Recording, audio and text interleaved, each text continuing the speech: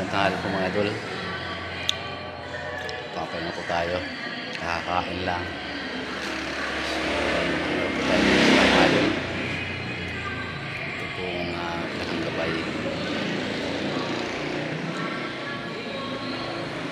Project po ni Sir Dennis. Ayan po siya.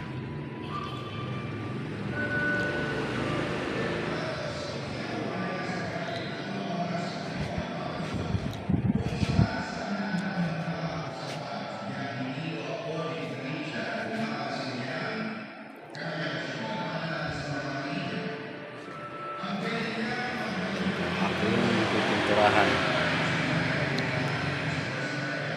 So, mayroon lang tayo extrahan mga idol. So, paano po? God bless po at magandang tanghali po sa inyo lahat.